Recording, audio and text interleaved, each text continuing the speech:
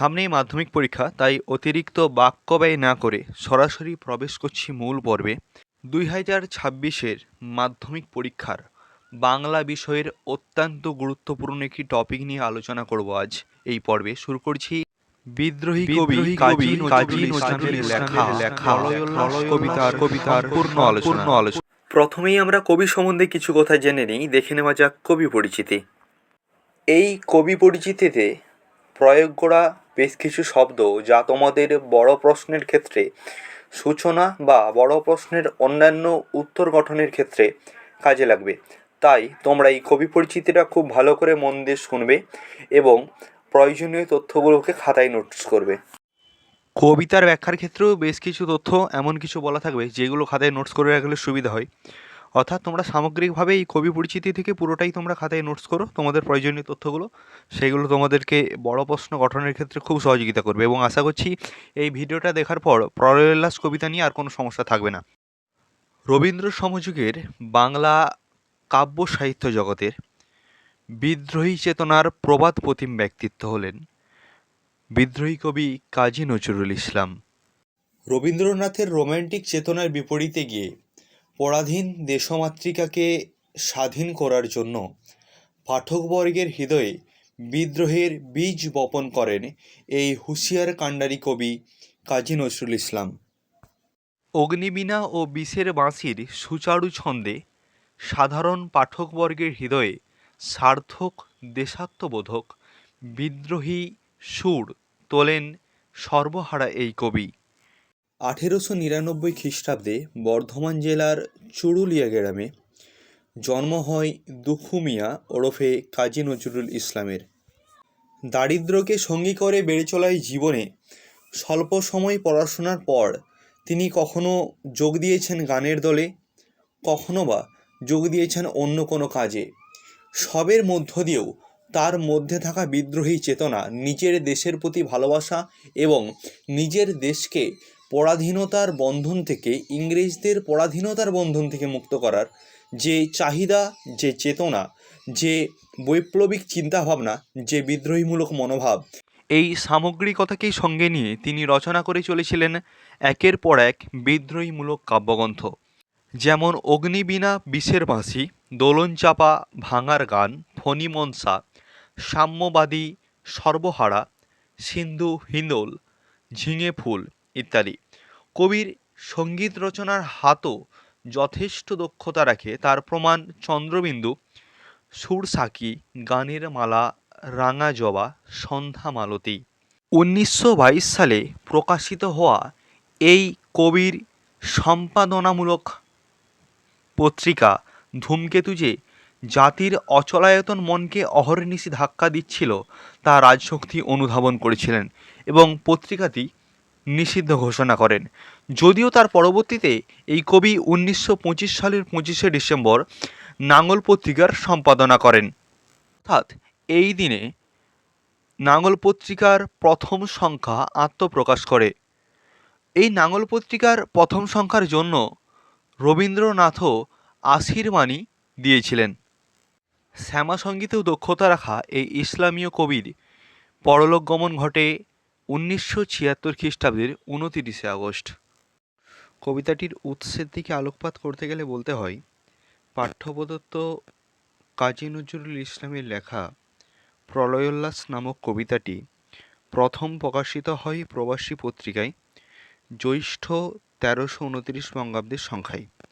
পরবর্তীকালে এই কবিতাটি অগ্নিবীণা, যা 1922 সালের অক্টোবর মাসে প্রকাশিত হয়, ওই অগ্নিবীণা কাব্যগ্রন্থে প্রথম কবিতা হিসেবে গৃহীত হয়। অর্থাৎ সামগ্রিকভাবে আমরা প্রলয়োল্লাস কবিতার উৎসকে বলতে পারি অগ্নিবীণা কাব্যগ্রন্থ। এবার আমরা সরাসরি প্রবেশ করছি মূল পাঠ্য আলোচনায়। আমাদের আজকের আলোচ্য কবিতার নাম প্রলয়োল্লাস। প্রলয়োল্লাস শব্দটাকে বিশ্লেষণ করলে পাওয়া যায় প্রলয় ও উল্লাস। প্রলয় শব্দের অর্থ হলো মহাবিপর্যয় এবং উল্লাস শব্দের অর্থ হলো আনন্দের সঙ্গে বা উন্মুক্ত সহযোগে চিৎকার। বাংলা কাব্য সাহিত্যে বিদ্রোহী কবি কাজী নজরুলের আবির্ভাব ধূমকেতুর মতো। তিনি জাত বিদ্রোহী। তিনি যে জাত বিদ্রোহী তা প্রমাণ পাওয়া যায় তার কাব্যগ্রন্থ অগ্নিবীণা, বিষের বাঁশি, এরকম সব কাব্যগ্রন্থ থেকে। অগ্নিবীণা হাতে নিয়ে বিষের বাঁশিতে তিনি ভাঙার গান গেয়েছেন। পরাধীন ভারতবর্ষে যেখানে তিনি দেখেছেন অরাজকতা, ভণ্ডামি, অত্যাচার, অনিয়ম, উৎপীড়ন, সেখানেই তিনি তুলে নিয়েছেন তার কলম, রচনা করেছেন বিদ্রোহী চেতনাকে উদ্বুদ্ধ করতে পারে এমন সব গীতিকা, এমন সব কবিতা। হয়ে উঠেছেন বিদ্রোহী কবি। কবিতার প্রথমেই তিনি ইংরেজ অত্যাচারিত ভারতীয়দের প্রলয় দেবতার জয়ধ্বনি করতে নির্দেশ দিয়েছেন। তিনি লক্ষ লক্ষ যে সাধারণ ভারতবাসী, তাদের মধ্যেও যে বিদ্রোহী চেতনার জাগ্রত করা যায়, যার প্রভাব পড়তে পারে ভারতবর্ষকে পরাধীনতার শৃঙ্খল থেকে মুক্ত করার কাজে, তা তিনি করতে চেয়েছেন। তিনি লক্ষ্য করেছেন কালরুদ্র ভয়ঙ্কর কালবৈশাখীর বেশে এসে সব কিছু ধ্বংস করবে, এবং এই ধ্বংসের মধ্যেই তিনি যেন আরেকটা নতুন বীজ, নতুন ভালো দিন, নতুনভাবে স্বাধীনভাবে বেঁচে থাকার যে সুদিন বা ভালো ক্ষণ, সেই ক্ষণের যেন তিনি অপেক্ষা করেছেন। ধ্বংসের মধ্য দিয়েও তিনি দেখেছেন সৃষ্টি। তাই তিনি কবিতার প্রথমেই বলছেন, তোরা সব জয়ধ্বনি কর, তোরা সব জয়ধ্বনি কর।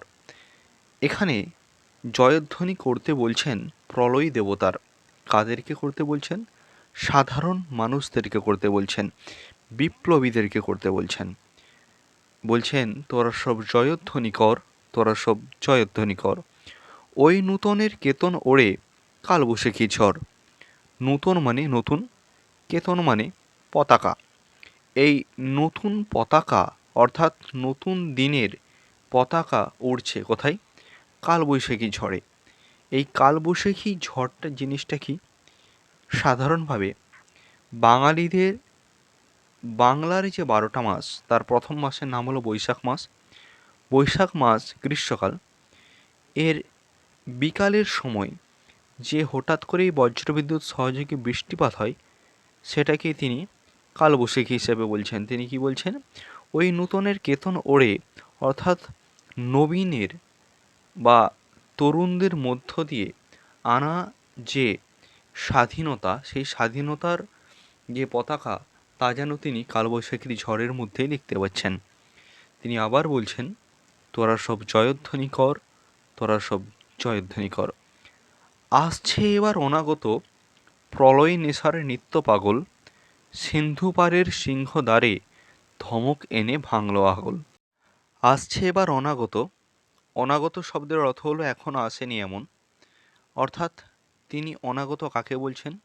প্রলয়ের দেবতাকে বলছেন, যিনি আসলে তার প্রলয়ের মধ্য দিয়ে সমস্ত অশুভকে বিনাশ করে শুভ শক্তির সূচনা করবেন। তিনি কি বলছেন? আসছে এবার অনাগত প্রলয় নেশার নৃত্য পাগল।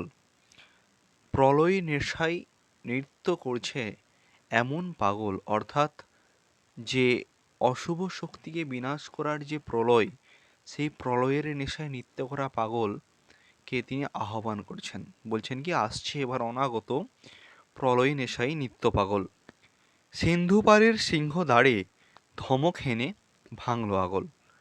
সিন্ধু পার বলতে সাধারণতভাবে সমুদ্রের পারাবার কোনো অঞ্চলকে বোঝায়। সিংহদ্বার বলতে সিংহ মূর্তি চিহ্নিত আছে এমন কোনো দরজা। আসলে প্রকৃতপক্ষে এখানে সিন্ধু পারের সিংহদ্বারে বলতে কবি একটি গভীর অর্থকে বোঝাতে চেয়েছেন। আগেকার দিনে ইংরেজরা যে সমস্ত বন্দীদেরকে বন্দি করত, তাদের বেশিরভাগকেই সমুদ্রের মধ্যেকার দ্বীপের মাঝে দ্বীপান্তর করে দিতেন। তার অর্থ কি? না, সমুদ্রের মধ্যে কোনো এক অজ্ঞাত দ্বীপে তাদেরকে লুকিয়ে রাখতেন। সেখানে বড় বড় দরজা দ্বারা তাদের আটকানো থাকতো। তাই কবি বলছেন, সিন্ধু পারের সিংহদ্বারে ধমক এনে ভাঙল আগল। এই সিন্ধু পারের যে দরজা, যার ভেতর অজস্র বিপ্লবী শক্তি রয়েছে ভারতবর্ষের, সেই বিপ্লবীদেরকে মুক্ত করার জন্য এই প্রলয়ের মাধ্যম দিয়ে ধমক এনে আগল ভাঙার কথা বলছেন। আগল ভাঙার কথা বলছেন তিনি। এই যে শব্দটা, এই শব্দটার অর্থ হলো খিল ভাঙা, অর্থাৎ দরজাকে ভেঙে সেই বন্দীদেরকে মুক্ত করার কথা বলছেন। মৃত্যু গহন অন্ধকূপে মহাকালের চণ্ডরূপে ধূম্রধূপে। মৃত্যু গহন অন্ধকূপ মানে, গহন মানে নিবিড় বা দুর্গম, অন্ধকূপ মানে অন্ধকার গহ্বর, যেখানে কিছু কিছু ক্ষেত্রে মৃত্যুর হাতছানি আছে। সেই মৃত্যু গহন অন্ধকূপে মহাকালের চণ্ডরূপে। মহাকাল হচ্ছেন শিব অর্থাৎ মহাদেবের রুদ্ররূপ, যিনি অনবিচ্ছিন্ন কাল। তার সঙ্গে সঙ্গিনী থাকেন মহাকালী। এই মহাকাল সমস্ত অশুভ শক্তিকে বিনাশ করে শুভ শক্তির সূচনা ঘটাতে পারেন। তাই কি বলছেন কবি? বলছেন মহাকালের চণ্ডরূপে। চণ্ড মানে হলো ভীষণ উগ্র রূপ। কবি বলছেন মহাকালের চণ্ডরূপে ধূম্রধূপে, অর্থাৎ ধোঁয়াযুক্ত ধূপের মাধ্যমে যেন মহাকাল তার চণ্ডরূপ ধারণ করেছেন। বজ্রশিখার মশাল জেলে আসছে ভয়ঙ্কর। বজ্রশিখা মানে হলো আগুনের শিখা। এই আগুনের শিখার মশাল শব্দের অর্থ হলো ছোট ছোট লাঠির দণ্ডের মাথায় তেল মাখানো যে ন্যাকড়া বা কোনো কিছু দিয়ে আগুন ধরিয়ে রাখা, মানে আগুন জ্বালানো। এই বজ্রশিখার মশাল জেলে আসছেন কে? ভয়ঙ্কর। এই ভয়ঙ্কর কি করবেন? তার ভয়ঙ্করতার মধ্যম দিয়ে তিনি সমস্ত অশুভ শক্তিকে বিনাশ করবেন, সমস্ত পরাধীনতাকে বিনাশ করে তিনি শুভ শক্তির যেমন সূচনা করবেন, স্বাধীনতার সূচনা করবেন। কবিতার মধ্যে মধ্যে বলে রাখা এরকম বিভিন্ন তথ্য তোমাদের অনেক দরকার হবে। প্রয়োজন হলে তোমরা নোটস করে রাখতে পারো। ওরে ওই হাসছে ভয়ঙ্কর, তোরা সব জয়ধ্বনি কর, তোরা সব জয়ধ্বনি কর। ওরে ওই হাসছে ভয়ঙ্কর। ভয়ঙ্কর তার ভয়ঙ্কর বেশে হাসছে। কাকে দেখে?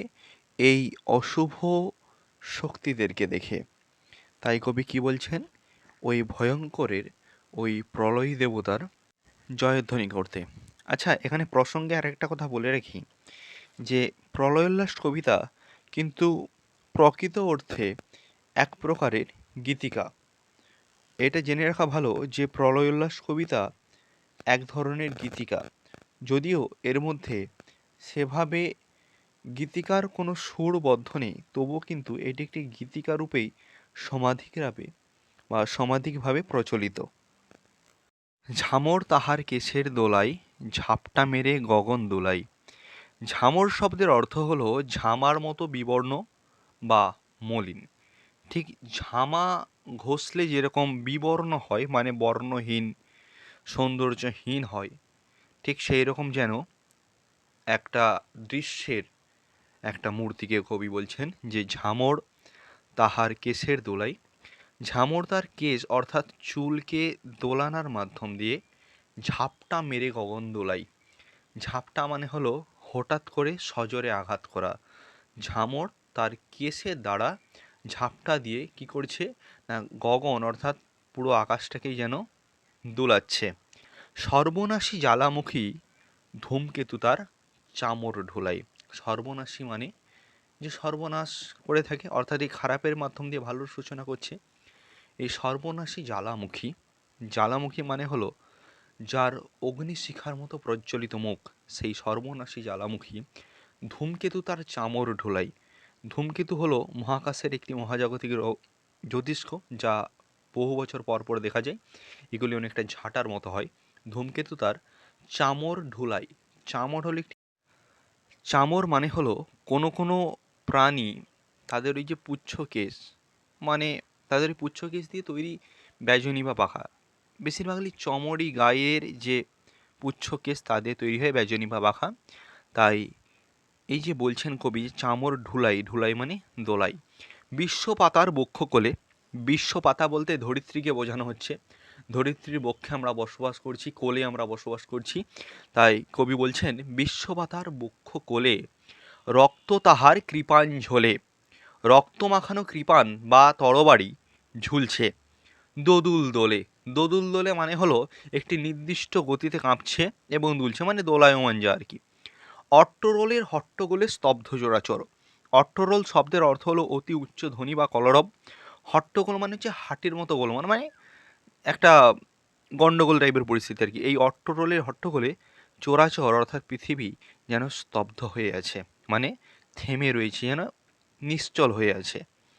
ওরে ওই স্তব্ধ চোরাচর, তোরা সব জয়ধ্বনি কর, তোরা সব জয়ধ্বনি কর। ওরে ওই স্তব্ধ চরাচর, চোরাচর এই স্তব্ধ হয়ে আছে, তাই তোরা সবাই জয়ধ্বনি কর। দ্বাদশ রবির বহ্নি জ্বালা ভয়াল তাহার নয়ন কটায়, দিগন্তরের কাঁদন লুটায় পিঙ্গল তার ত্রস্ত জটায়। এখানে দ্বাদশ রবি কারা? দ্বাদশ রবি বলতে বোঝানো হয়েছে ধাতা, মিত্র, অর্যমা, রুদ্র, বরুণ, সূর্য, ভগ, বিবস্বান, পূষা, সবিতা, ত্রষ্টা ও বিষ্ণু। এই যে ত্বষ্টা ও বিষ্ণু অর্থাৎ সর্বমোট যে 12টা রবি, এই 12টা রবির নাম হলো এইগুলোই। এই 12টা রবির যে তেজ, যে আগুনের যে জ্বালা, তাহা যিনি আসছেন ভয়ঙ্করের বেশে, তাঁর নয়নের কটায় মানে হলো চোখের মধ্যে রয়েছে। দিগন্তরের কাঁদন লুটাই পিঙ্গল তার ত্রস্ত জটাই। এই দিগন্তরের কাঁদন লুটাই অংশে দিগন্তর শব্দের প্রধান অর্থ হলো দিকের দূরত্ব, ভিন্ন বা অন্যান্য দিক। এক্ষেত্রে কবি বোঝাতে চাইছেন যে বিভিন্ন দিক থেকে আসা যে কান্না, সব যেন তার কাছে লুটিয়ে পড়ছে। কিভাবে? যেভাবে তিনি অশুভ শক্তিকে নাশ করে শুভ শক্তির সূচনা করছেন। পিঙ্গল তার ত্রস্ত জটাই। পিঙ্গল শব্দের অর্থ হল আগুনের মতো বর্ণ বা পীত আভাযুক্ত ঈষৎ রক্তবর্ণ। এই পিঙ্গলের যে আভা যেন তার জটার মধ্যে ত্রাসযুক্ত হয়ে থেকেছে, মানে ত্রাসের সৃষ্টি করে রেখেছে। তারপর কবি বলছেন যে বিন্দু তাহার নয়ন জলে, সপ্তমহা সিন্ধু দোলে কপোল তলে। তার যে চোখের জল, সেই চোখের জলের এক একটা বিন্দুতে যেন 7টা মহাসিন্ধুর সমান শক্তি আছে। এই সপ্তমহাসিন্ধু কারা? এই সপ্তমহাসিন্ধু হল লবণ, ইক্ষুরস, সুরা, ঘৃত, দধি, ক্ষীর ও স্বাদুদক। এই 7টা মহাসিন্ধুর শক্তি যেন রয়েছে তার এক একটা চোখের জলের বিন্দুতে। সেই জন্য কবি বলছেন বিন্দু তাহার নয়ন জলে, সপ্ত মহাসিন্ধু দোলে কপোল তলে।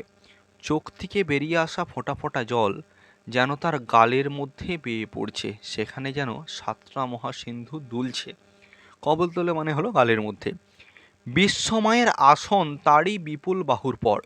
এই যে বিশ্বমাতা, এই বিশ্বমাতার যে আসন, এই ধরিত্রী দেবীর যে আসন, যেন সেই ভয়ঙ্কর বা প্রলয়ের বেশে আসছেন যিনি, অর্থাৎ এখানে তো মহাদেবকে বোঝাচ্ছেন, মহাদেবের যে রুদ্ররূপকে বোঝাচ্ছেন।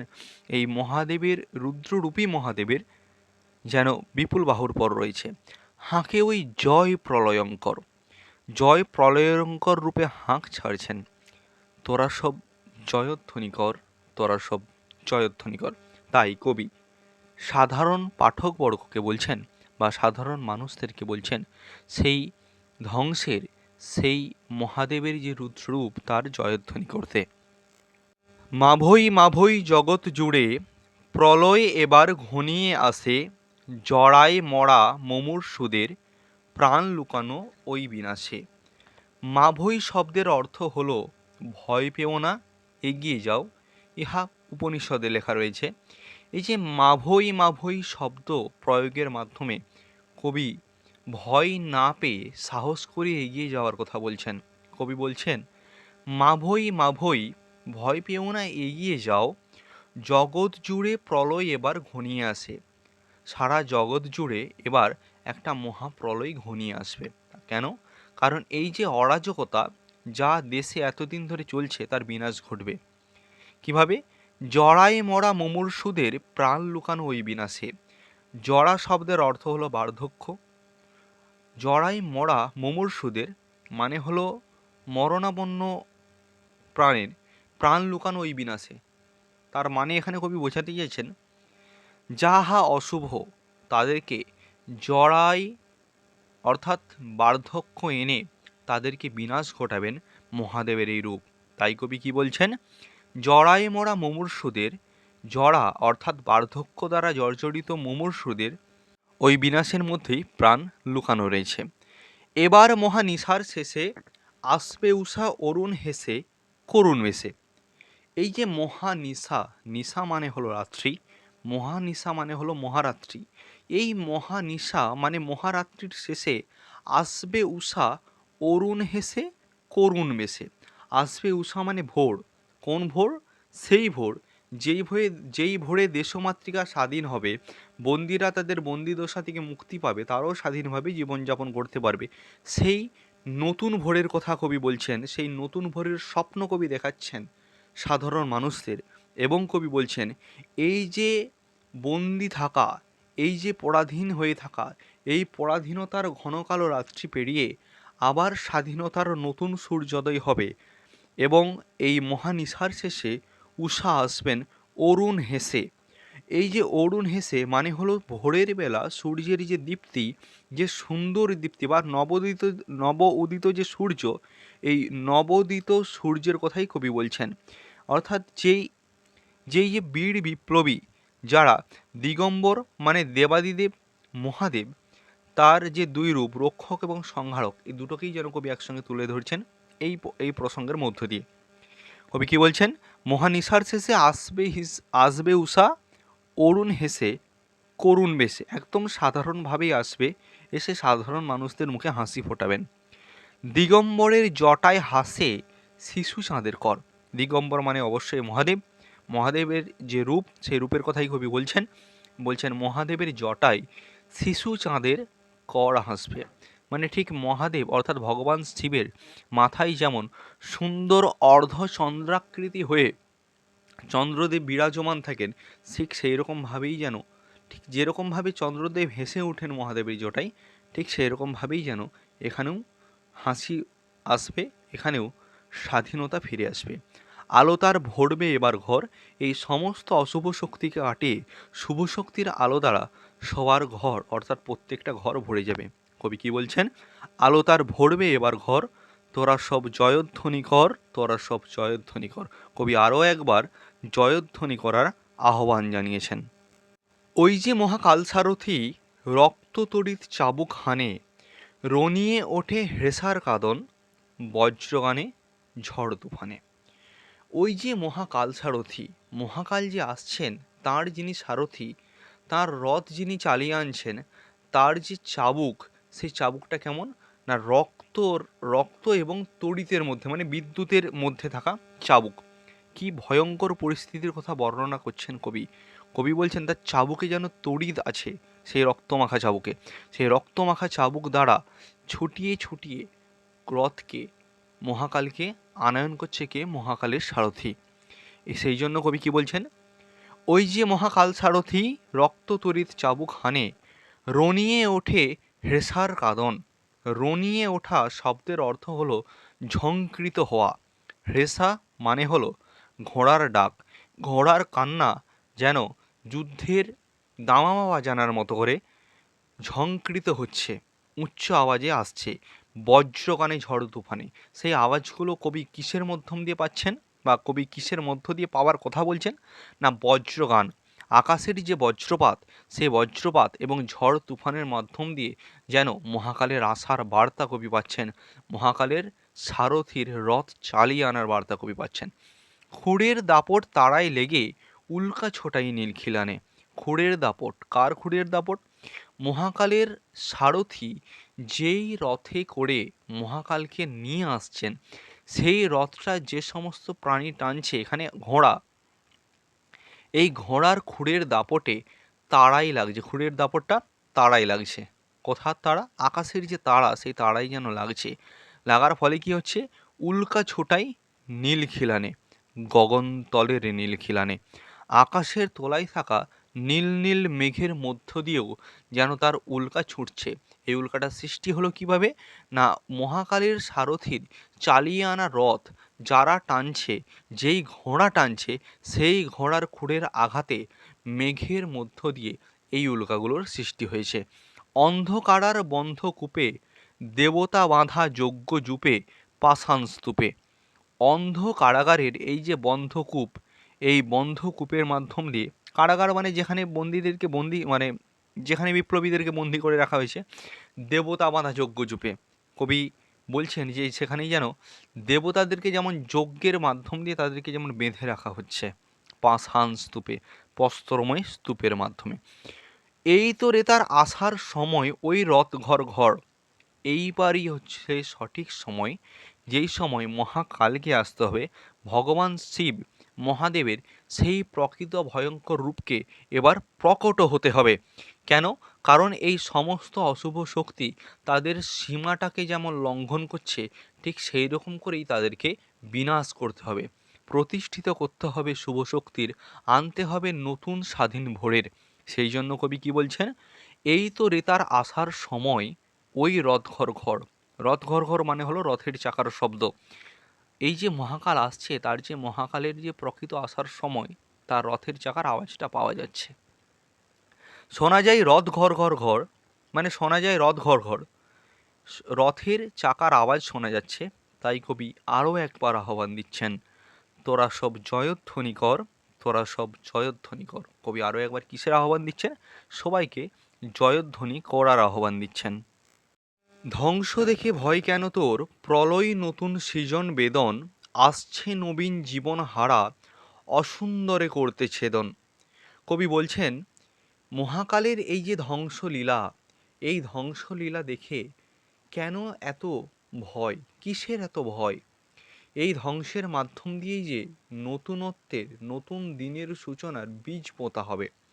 কবি বলছেন ধ্বংস দেখে ভয় কেন তোর, ধ্বংস দেখে কেন তোদের ভয়, কিসের তোদের ভয়? প্রলয় নতুন সৃজন বেদন, প্রলয়ের মাধ্যম দিয়েই নতুনভাবে সৃষ্টি হবে, সাজানো হবে, বেদনার বিনাশ ঘটবে।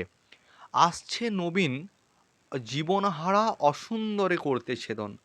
আসছে নবীন, নবীনত্ব আসছে, নতুন আসছে। কেন? জীবনহারা, অসুন্দরে করতে ছেদন। যাহা কিছু অসুন্দর, যাহা কিছুর মধ্যে সেই প্রাণোচ্ছলতাটা নেই, যাহা কিছুর মধ্যে স্বাধীনভাবে বেঁচে থাকার আনন্দটা নেই, যে স্বাধীন প্রাণোচ্ছলতা নেই, এই স্বাধীন প্রাণোচ্ছলতাহীন সমস্ত কিছুকেই বিনাশ ঘটাবে মহাকাল, সূচনা করবে আরও নতুন কিছু এবং ভালো কিছু, শুভ কিছু। তাই কবি কি বলছেন? আসছে নবীন জীবন হারা, অসুন্দরে করতে ছেদন। তাই সে এমন কেসে বেসে, প্রলয় বয়েও আসছে হেসে, মধুর হেসে। কবি বলছেন তাই তো তিনি এরকম ভয়ঙ্কর কেশরাশির মাধ্যম দিয়ে সেজে আসছেন, প্রলয় বয়ে এনেও তার মুখে হাসি আছে এবং তিনি মধুর হেসে আসছেন। ভেঙে আবার গড়তে জানে সেই চিরসুন্দর, সে মহাকাল, তিনি মহাদেব, মহাকাল। তিনি সমস্ত কিছু ধ্বংসের মাধ্যম দিয়েও আবার নতুনত্বের সূচনা ঘটাতে পারেন, আবার নতুন কিছু, ভালো কিছু, শুভ কিছুর সৃষ্টি করতে পারেন। তাই কবি কি বলছেন? যে কবি বলছেন ভেঙে আবার গড়তে জানে, এই ভাঙার মাধ্যম দিয়েও তিনি যেন আবার গড়তে পারেন সেই চিরসুন্দর। কারণ তিনি যে চিরসুন্দর, তিনি সর্বদা সব কিছুকে সুন্দরভাবেই গড়তে পারেন। তাই কবি আবার আহ্বান করছেন, তোরা সব জয়ধ্বনি কর, তোরা সব জয়ধ্বনি কর। তাই কবি আবার আহ্বান করছেন যে তোরা সবাই জয়ধ্বনি কর। কার জয়ধ্বনি? মহাকালের জয়ধ্বনি, মহাদেবের জয়ধ্বনি। ওই ভাঙা গোড়ার খেলা যে তার কিসের তবে ডর, এই ভাঙা গোড়ার খেলাই তো করেন মহাকাল, সমস্ত অশুভ শক্তিকে ভেঙে নতুনভাবে শুভ শক্তির সূচনা করেন মহাকাল। তাই তো কবি বলছেন ওই ভাঙা গোড়াই খেলা, ওই ভাঙা গোড়া খেলা যে তার, কার? মহাকালের, মহাদেবের যে রুদ্ররূপের। ওই ভাঙা গোড়ার খেলা যে তার কিসের তবে ডর, কিসের তবে এত ভয়? তোরা সব জয়ধ্বনি কর। কবি বলছেন সবাইকে জয়ধ্বনি করতে। আর কবি কি বলছেন? বধূরা প্রদীপ তুলে ধর। গ্রামের বধূরা বা সাধারণভাবে বধূরা যেমন সকাল সন্ধ্যায় তুলসী তলায় প্রদীপ জ্বালিয়ে সংসারের এবং সবার মঙ্গল কামনা করেন।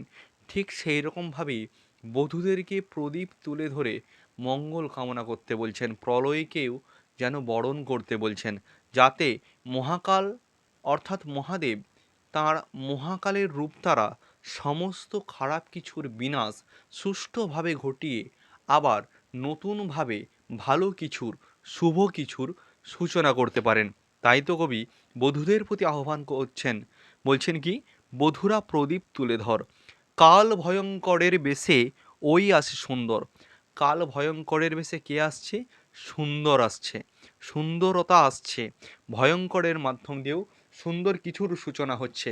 তাই কবি কি বলছেন? কাল ভয়ঙ্করের বেশে ওই আসে সুন্দর। এবং কবি আরও একবার পরিশেষে বলছেন, তোরা সব জয়ধ্বনি কর, তোরা সব জয়ধ্বনি কর। কবি আরও একবার সবার শেষে আহ্বান জানাচ্ছেন, তোরা সব জয়ধ্বনি কর, তোরা সব জয়ধ্বনি কর। সম্পূর্ণ কবিতা জুড়ে কবি মহাদেবের দুটো রূপ অর্থাৎ রক্ষক এবং সংহারক, এই দুটো রূপেরই বর্ণনা কবি করছেন এবং বোঝাতে চাইছেন যে সমস্ত কিছুর মাধ্যম দিয়েই এই যে অরাজকতা, এই যে সমস্যাজনক পরিস্থিতির যেটা চলে আসছে তার বিনাশ ঘটাতে হবে। কবিতায় ব্যবহৃত পিঙ্গল শব্দের প্রকৃত অর্থ হলো পিত আভাযুক্ত কোনো কিছু। পিত মানে হলো হলুদ, তাই হলুদ আভাযুক্ত কোনো কিছুকে বোঝাতেই কবি পিঙ্গল শব্দটার প্রয়োগ করেছেন। আমরা এখানে শেষ করলাম আমাদের দশম শ্রেণীর পাঠ্য প্রদত্ত বিদ্রোহী কবি কাজী নজরুল ইসলামের লেখা প্রলয়োল্লাস কবিতার সামগ্রিক আলোচনা। আশা করি তোমরা কবিতাটা খুব সুন্দর করে বুঝে গিয়েছো এবং এরপরেও তোমাদের যদি কবিতার কোনো অংশে কোনো সমস্যা থেকে থাকে, তোমরা নিঃসংকোচে যত দ্রুত সম্ভব কমেন্ট বক্সের মাধ্যমে তোমাদের সমস্যাটা জানাও। আমরা যতটা দ্রুত পারবো এর সমাধান করার চেষ্টা করব। এবারের মাধ্যমিক 2026-এর জন্য এই কবিতাটি খুব খুব ইম্পর্টেন্ট, তাই এই কবিতাটা সবাই খুব সুন্দর করে পড়ো। প্রয়োজনে আরও একবার ভিডিওর স্পিডটাকে বাড়িয়ে আরও একবার কবিতাটি সুন্দরভাবে দেখে নাও, প্রয়োজনীয় তথ্যগুলো নোটস করে রেখো, তাতে তোমাদের বড় বড় প্রশ্ন সাজাতে বা গুছিয়ে নিতে সুবিধা হবে। তোমরা যদি পুরো কবিতাটি খুব মন দিয়ে বুঝে থাকো, তাহলে স্ক্রিনে আসা এই প্রশ্নটার উত্তর তোমরা কমেন্ট বক্সে জানাও। প্রশ্নটি হলো, আজকের যে আলোচ্য কবিতা প্রলয়োল্লাস, এই কবিতায় তোরা সব জয়ধ্বনি কর, এই উক্তিটি কতবার ব্যবহার করা হয়েছে সর্বমোট?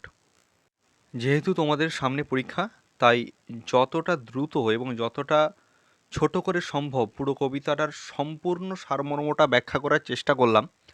যদি তোমাদের ভিডিওটি প্রকৃত অর্থে ভালো লাগে, তাহলে ভিডিওটিতে একটি লাইক করো, কমেন্ট করে জানিয়ে দাও ভিডিওটি কেমন হয়েছে এবং তোমাদের বন্ধুবান্ধবীদের মধ্যেও ভিডিওটি শেয়ার করতে পারো, যাতে তারাও এই কবিতাটা খুব সুন্দরভাবে পড়তে পারে। না, তার মানে এরকম না, এরকম ভাবনা চিন্তা করার কোনো কারণ নেই যে আমি শেয়ার করে দিলে ও আমার থেকে যদি বেশি নাম্বার পেয়ে যায়, এরকম চিন্তাভাবনা দূরে রাখো। দূরে রেখে নিজেদের বন্ধু ও বান্ধবীদের মধ্যে ভিডিওটা শেয়ার করতে পারো, যাতে ওরাও খুব ভালোভাবে কবিতাটা জানার বা বোঝার সুযোগ পায়। চ্যানেলটাকে সাবস্ক্রাইব করে রাখো যদি তোমরা এখনও না চ্যানেলটা সাবস্ক্রাইব করে থাকো, এবং বন্ধুদের মধ্যেও চ্যানেলটাকে শেয়ার করে আমাদের ভিডিওগুলো যাতে তারা দেখতে পারে তার সুযোগ করে দাও। সুস্থ থেকে ভালো থাকো, খুব সুন্দর করে নিজের প্রিপারেশন চালিয়ে যাও এবং তোমাদের পরীক্ষা খুব খুব খুব ভালো হোক।